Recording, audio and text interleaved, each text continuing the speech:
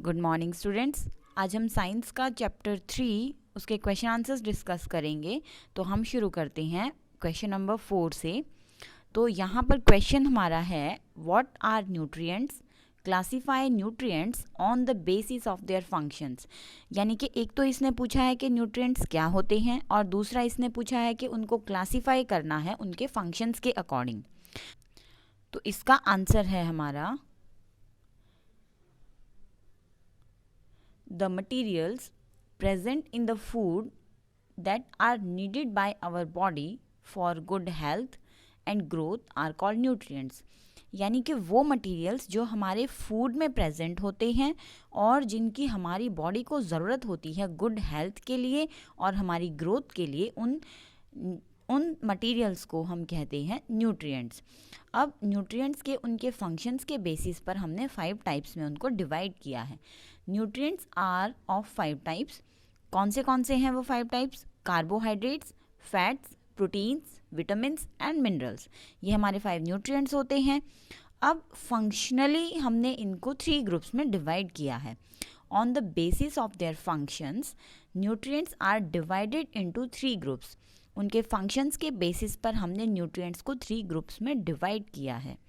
These are energy giving, ये energy giving nutrients होते हैं। बॉडी बिल्डिंग, यानी कि हमारी बॉडी को बिल्ड करने वाले। और लास्ट वन होता है प्रोटेक्टिव न्यूट्रिएंट्स।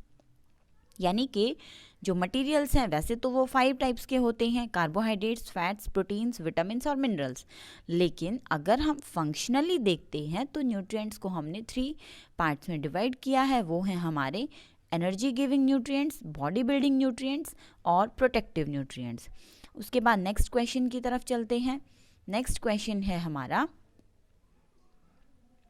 राइट 2 और 3 tips to keep our body fit and healthy. हमारी बॉडी को फिट और हेल्दी रखने के लिए हमें टिप्स बताने हैं 2 या 3। तो इसका आंसर है हमारा,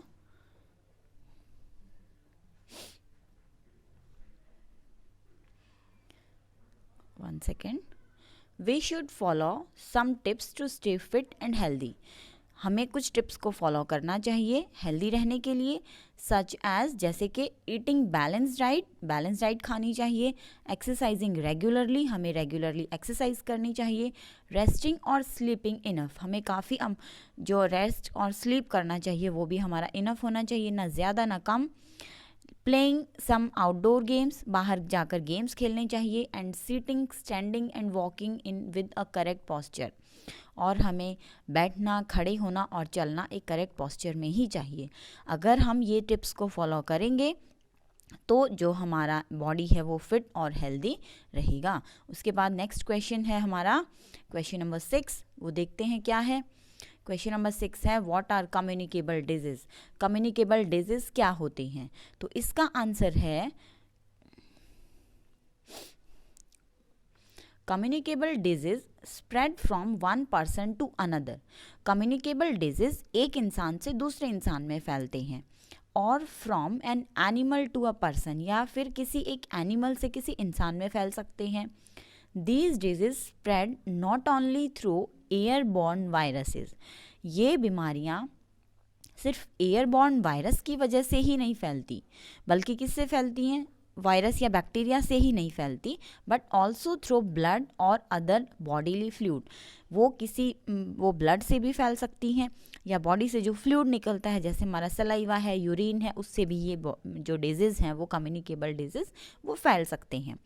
the term infectious and contagious are also used to describe communicable disease।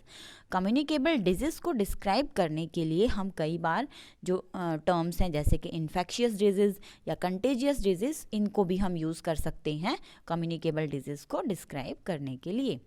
उसके बाद हमारा नेक्स्ट क्वेश्चन है 7th। वो है हमारा, name 3 disease for which vaccination is given। It is 7th question पे हमें जाना था। वो है, right the ways through which communicable disease spread. हमें वो तरीके बताने हैं जिनसे कम्युनिकेबल डिजीज़ जो हैं वो स्प्रेड होते हैं, यानी कि फैलते हैं। तो वो तरीके कौन से हैं? वो तरीके हैं हमारे communicable disease spread through, communicable disease फैलते हैं किस किस चीज़ से? Direct contact with the infected person, अगर हम जो इन्फेक्टेड पर्सन है उससे डायरेक्ट कांटेक्ट करेंगे तो बीमारी फैल सकती है। जर्म्स इन द एयर, अगर एयर में जर्म्स हैं तो हमें कम्युनिकेबल डिजीज़ हो सकते हैं।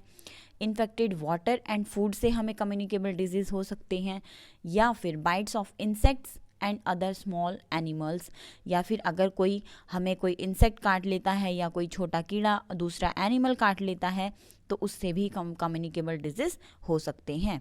या फिर इन्फेक्टेड इक्विपमेंट्स का अगर यूज़ किया जाए, जैसे सिरिंज किसी एक इन्फेक्टेड पर्सन में लगा दी, वही सिरिंज हमारी बॉडी में लगेगी तो हमें कम्युनिकेबल डिजीज़ हो सकते हैं। तो आज के क्लास में हम इतना ही पढ़ेंगे। आई होप आप सबको समझ आ गया होगा। Thank you so much.